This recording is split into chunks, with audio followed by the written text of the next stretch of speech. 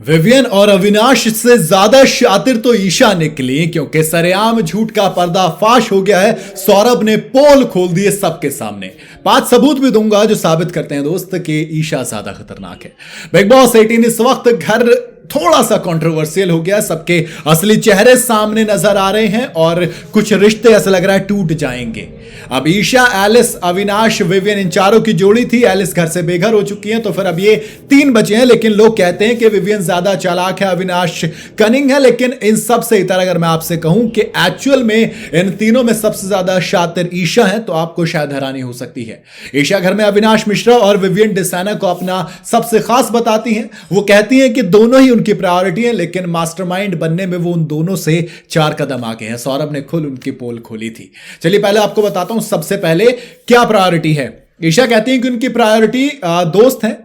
नहीं दोस्त, उनकी पहली प्रायोरिटी ट्रॉफी है। हालांकि ये चीज उन्हें और अविनाश को एक भी बनाती है, लेकिन जब अविनाश इस बारे में बात करते हैं तो थोड़ी सी बौखला जाती हूं। कहती है मैं गेम नहीं करती हूं, तुम लोग गेम करते रहते हो। कहीं ना कहीं वो उस चीज को अपने अंदर स्ट्रॉन्ग पॉइंट बना लेती है, लेकिन जब उनसे पूछा जाता है तो खुद कह देती है कि मेरे लिए सबसे ऊपर ट्रॉफी है। सेम चीज अगर अविनाश बोलते हैं तो फिर ये कहती है कि गेम करता है, रोने लग जाती है, आंसू बहाने लग जाती है। यानी कि एक सिंपैथी कार्ड भी खेलो, वही चीज पे सामने वाले से लड़ लो, लेकिन खुद के लिए जब बारी आए तो उसी चीज को एक्सेप्ट कर लो। सबसे पहली चीज यही है। दूसरी वजह जो उनको और ज्यादा कनिंग बनाता है वो है करणवीर मेहरा के कैरेक्टर पर सवाल उठाना। देखो आप एक चीज देखो, जब ईशा ने एक टाइम गॉड का जो टास्क हो रहा था उस दौरान करणवीर मेहरा के कैरेक्टर असैसिनेशन करने की कोशिश की, उन्हें बदनाम करने की कोशिश की। उन्होंने खुद करणवीर मेहरा को बुलाया और कहा कि वो आए तो चीप लगेगा।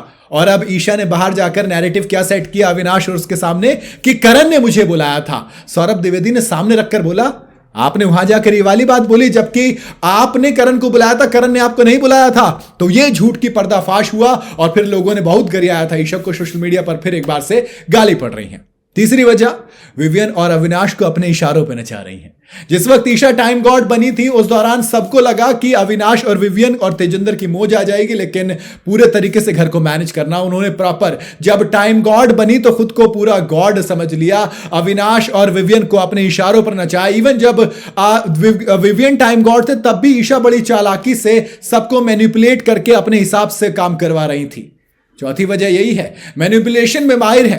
टाइम गॉड में टॉर्चर का टास्क हुआ, उस वक्त विवियन डिसाना भी दावेदार थे, लेकिन थोड़े से टॉर्चर सहने के बाद विवियन ने कहा कि चलिए मैं एलिस को दे देता हूं जगह। लेकिन उन्होंने ट्विस्ट किया, एलिस को बाहर करके खुद एंट्री ले ली उस जाल के अंदर और खुद को टाइम गॉड का दावेदार घोषित कर लिया। और दोस्त इसी तरीके से गेम हुआ। फिर ईशा अगली बार टाइम गॉड भी बनी। सारा दिमाग का खेल है। आखिरी बात यही है कि दिमाग से खेल रही हैं दोस्त।